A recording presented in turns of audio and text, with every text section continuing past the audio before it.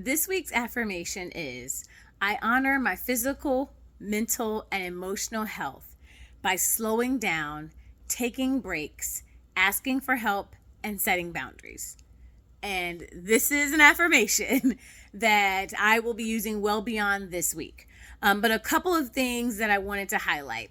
One, I've been reading this book, Finding Soul Rest. It's devotionals that are related to rest and also connection with Christ. So if that's of interest to you, I've appreciated it. I've been doing one passage a night. And the passage that actually came up this week, day 18, was the run-walk method. And the author talks about getting into running and doing marathons and learning from some people about the run-walk method, which is where you run for 5 minutes and walk for 1 minute, and how people stick through this rhythm throughout the entire race. And what he talks about is that the challenge with the method, let me just actually read directly from the book. The challenge with this method is not the latter stages of the race, but at the beginning.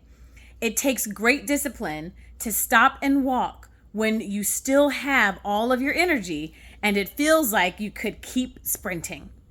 It takes great self-control to stick to the plan, knowing that there is a long race ahead and you'll need the energy to stretch over the long haul. This process is a picture of a sustainable rhythm. Here's what I love about this. One, it's just so true, right? We all have techniques that we utilize once we are in the final stages of a process or the race.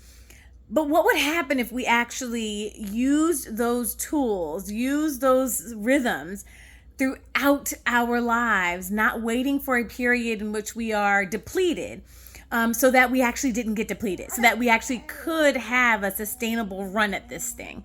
And so the great discipline to stop and walk while you still have the energy it takes to feel like you can keep sprinting. How many of us, right, does that apply to?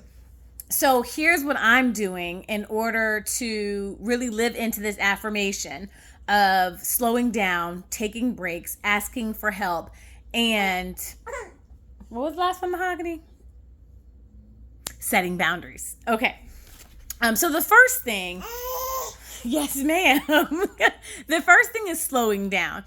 And Baby M has definitely created more catalyst for me to slow down even more than I was before.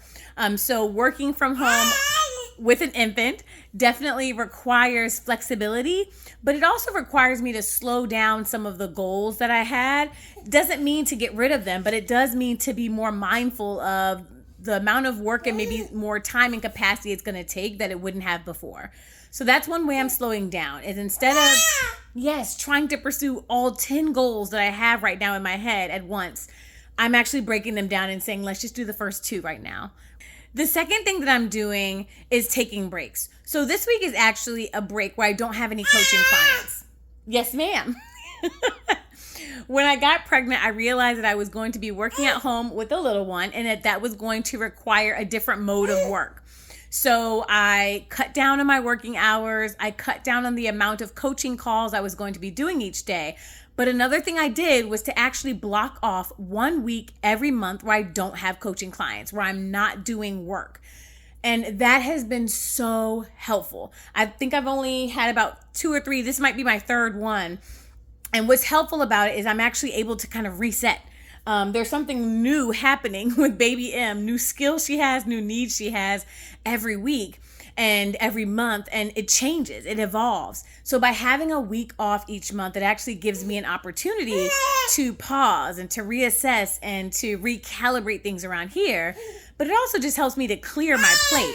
Yes, ma'am, to clear my plate so that the week feels and is spacious, and I have an opportunity to breathe, to take things in, to be with her and bond with her outside of getting the work done. Yes, ma'am.